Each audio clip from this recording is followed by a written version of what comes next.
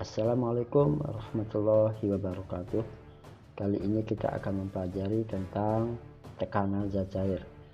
Seperti pada zat padat, zat cair juga memberikan tekanan, dan kita sudah pahami ada yang dinamakan dengan tekanan hidrostatis,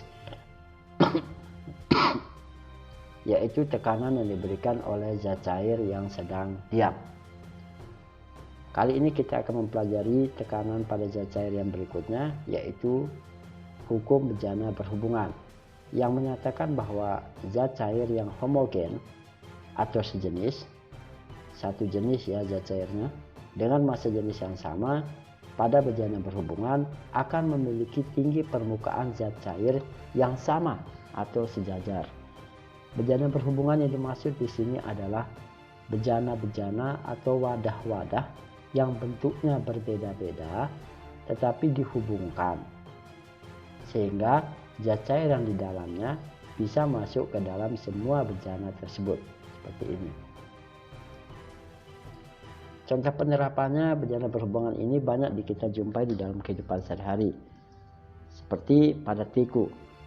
Nah, coba kita lihat air yang kita masukkan ke dalam tiku ini ternyata tidak tumpah di sini, karena permukaan zat cair di dalam tiku ini selalu membentuk bidang datar, permukaannya mendatar. Jadi kalau di sini ada zat cairnya, di sini permukaannya seperti ini. Beda kalau ini tidak ada ini, zat cairnya akan membentuk. Jadi sekali lagi pada bejana berhubungan zat cairnya akan membentuk permukaan yang rata. Penerapan yang berikutnya adalah kita bisa lihat orang sedang memasang batu bata untuk tembok. Ini batu bata yang dipasang itu selalu kelihatan lurus. Nah, lurusnya ini tidak sembarangan, tetapi menggunakan alat yang cukup sederhana yang dinamakan dengan ini, water pass. Water pass adalah alat yang digunakan untuk mengetahui lurus atau mendatar atau rata atau tidaknya pemasangan batu bata. Ini adalah salah satu penerapan hukum bejana berhubungan. Mengukur massa jenis zat berhubungan zat cair berdasarkan prinsip bejana berhubungan. Ya, jadi salah satu penerapannya adalah pada ini dinamakan dengan pipa U. Nah, jika pipa U ini kita isi dengan zat cair yang sama, misalnya air, maka permukaannya pasti mendatar.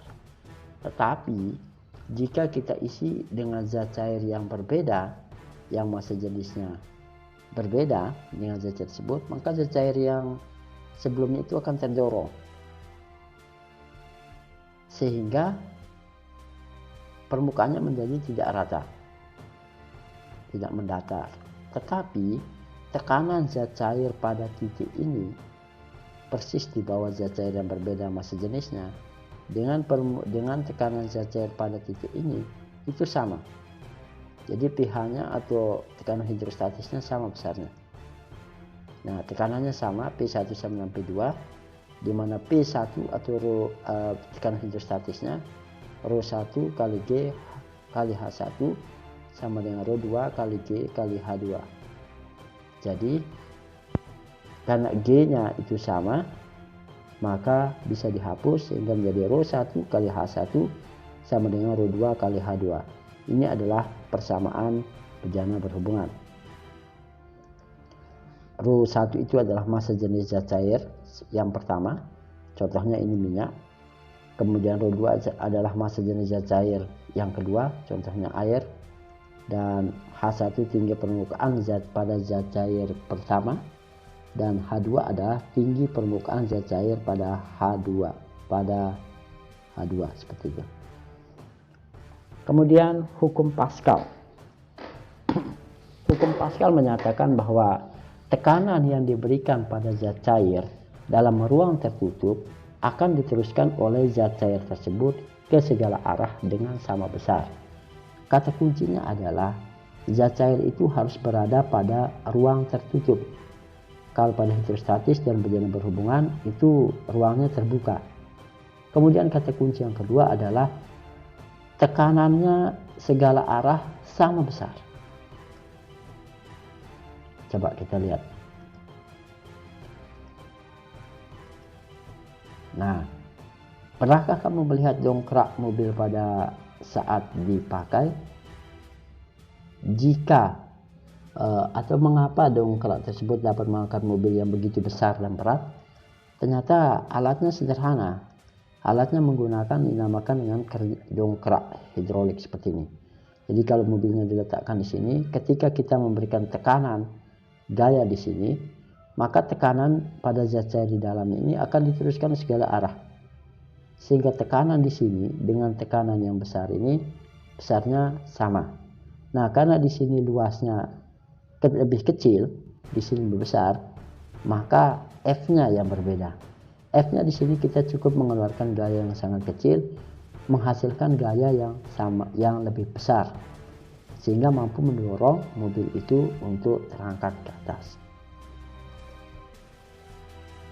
Rumusnya F1 per A1, kita ambil kesepakatan untuk satunya ini untuk pada yang kecil, pompa yang kecil, sama dengan F2 per A2,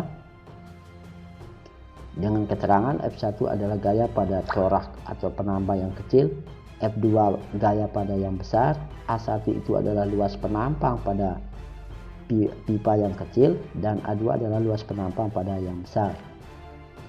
Nah, contoh soalnya kita lihat. Sebuah pompa hidrolik mempunyai luas penampang tabung kecil 5 cm persegi dan diberikan gaya sebesar 30 Newton. Berapakah besar gaya yang dihasilkan bila luas penampang tabung besar 15 cm persegi? Ya, kita tulis diketahuinya dulu. F1-nya di sini 30 Newton, A1-nya 5 cm persegi, A2-nya adalah 15 cm persegi yang besar. Nah, berapa F2-nya? Kitanya F2. Kita pakai rumus yang tadi ya. F1 per A1 sama dengan F2 per A2. Kita masukkan angkanya. 30 Newton per 5 Newton, 30 per 5 sama dengan F2 per 15. Ini 15. Sehingga kita kali silang, ya kita kali silang. F2 kali 5 cm persegi sama dengan 30 kali 15 cm persegi, sehingga menjadi 30 kali 15 dibagi 5 menjadi 450 Newton cm persegi.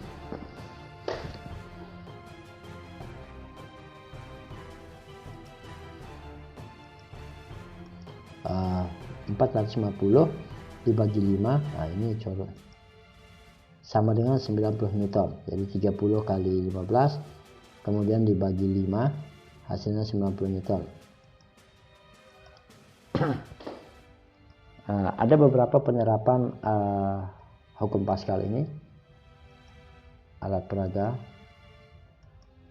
ya, ini banyak kita jumpai pada mobil.